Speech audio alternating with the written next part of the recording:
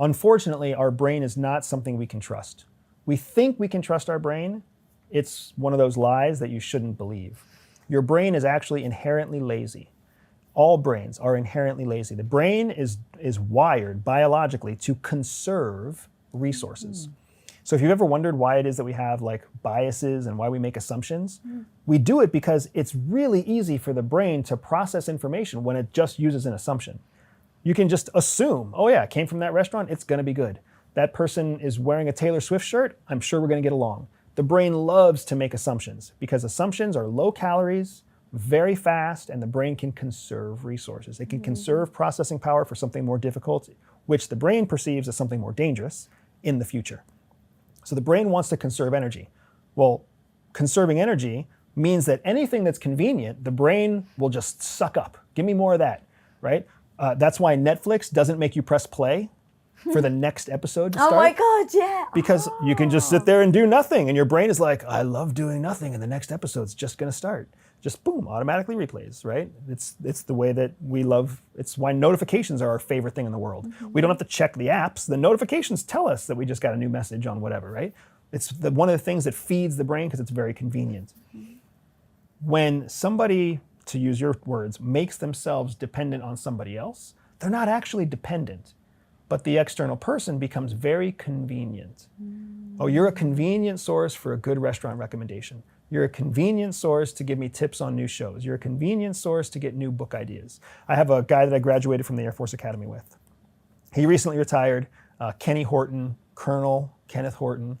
Fantastic guy, brilliant at the academy, brilliant military career. We went to his retirement party. My wife is a huge sci-fi fan.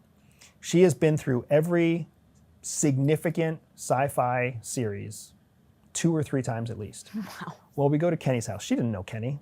I knew Kenny from 20 years ago, but she didn't know Kenny. We go into Kenny's office, as is this part of the tour, and sitting on his shelf are these sci-fi series that she's never heard of before. So I call Kenny down. I'm like, Kenny, what are these books? Are these, interesting sci-fi series? So he explains to my wife, this one's about this one's about this one's my favorite. I would recommend you start this one. So now Kenny has become a trusted source of anything sci-fi. All he did was recommend one book series that she liked. He could have just as easily recommended a book series that she didn't like.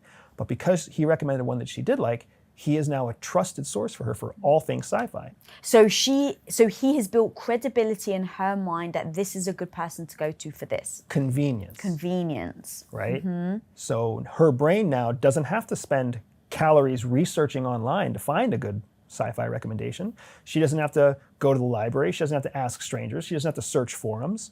It's super convenient for her brain to be like, well, just call Kenny. We would say that she's become dependent on Kenny. Really what it is Kenny's a convenient source of a solution that saves her brain calories. Oftentimes, frankly, that's what happens with romantic partners. Romantic partners are just a convenience. They're not a critical partner, right? They're just a pretty face, a nice body that's available when you call. For many, many years, that's all a partner really is. And then what's frustrating to us is when we turn a partner into a spouse, that convenience goes out the door.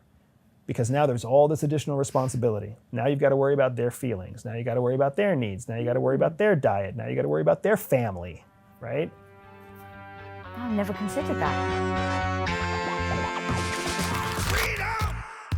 So fresh, son.